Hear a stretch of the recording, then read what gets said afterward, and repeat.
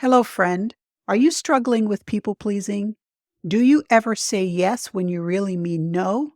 Or agree to plans you don't want just to avoid the awkwardness? Well, my friend, you might be trapped in the emotional quicksand of people pleasing. And today's episode of Couch Tales is all about breaking free. I'm going to share with you 4 ways on how to break the cycle. So, why do we people please? Spoiler, it's not because we're nice. People pleasing is adaptive. It starts as a survival strategy. Maybe you learned early on that being good, helpful, or agreeable equal being safe or loved. So now your brain thinks belonging means don't rock the boat. Story number 1, the smiling teacher meltdown. Let's talk about Linda. 2nd grade teacher, emotional Swiss Army knife. She said yes to every committee, every project, every kid crisis, every bake sale. And she did it smiling, always smiling. Until one day, someone asked if she could help organize a hamster-themed Spirit Week. She looked at them and just started laughing, like a little too hard. Then she cried in the supply closet. Because Linda wasn't just overwhelmed, she was emotionally evacuated. People-pleasing, she realized, had turned into people disappearing.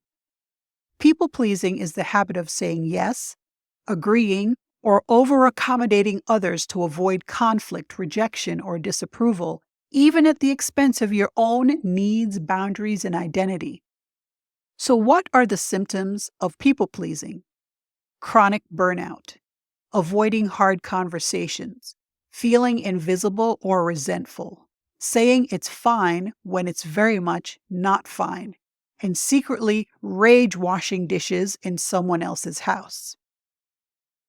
Thank you, by the way, for hanging out on the couch and helping us grow. If you haven't already, go ahead and hit that subscribe button and the bell so you never miss another episode. Trust me, you don't want to miss what's next. We're going deeper and a little darker. Story number 2, the llama wedding yes. Enter Jamal. Chill guy, hilarious, secretly terrified of disappointing people. So when a distant college buddy invited him to a destination wedding that he absolutely could not afford or emotionally handle, he said, "Sure, I'd love to." Fast forward, Jamal is on the beach in Mexico, holding a ceremonial llama named Larry. He's sunburned, exhausted, and crying into a complimentary coconut drink. Why? Because he said yes when his soul was begging him to say no. Later, back home, he texted the groom, "I was honored, but next time, I'm going to be real with what I can give. Showing up shouldn't mean breaking myself." And just like that, freedom, boundaries, no more llamas. Story number 3, my no moment. Okay, my turn. A few months ago, someone asked me to help with a project. Old me would have said yes immediately, even if it meant sacrificing my sanity, schedule, and snacks. But I paused.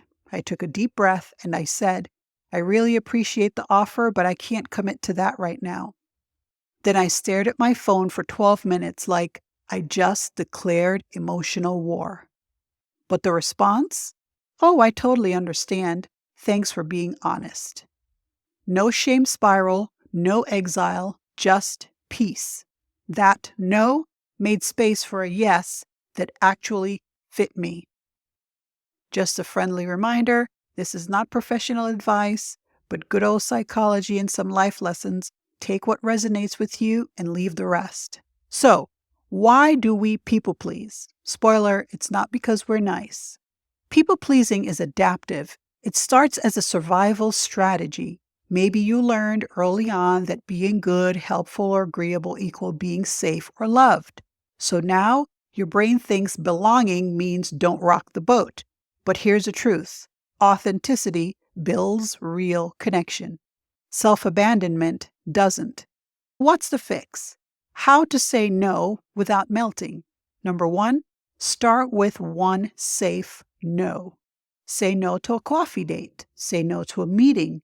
Say no to a group text, especially group texts.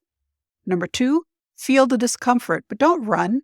Your nervous system might freak out, That's okay. You're not dying. You're just deconditioning yourself.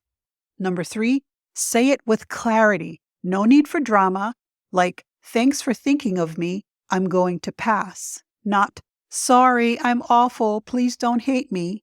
Just a clean no. And number 4, watch your real self emerge. Turns out people can love you even when you're honest. And if they don't, that's kind of the point. All right, that's it for today's episode of Couch Tales, Why We Do What We Do.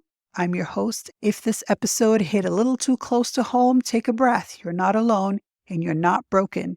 You're just a recovering approval addict like the rest of us. Drop a comment about the last time you people pleased your way into a mess.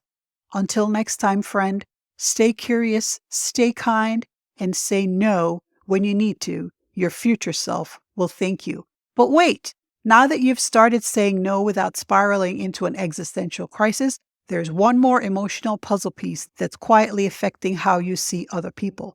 Don't forget to click above for the next episode.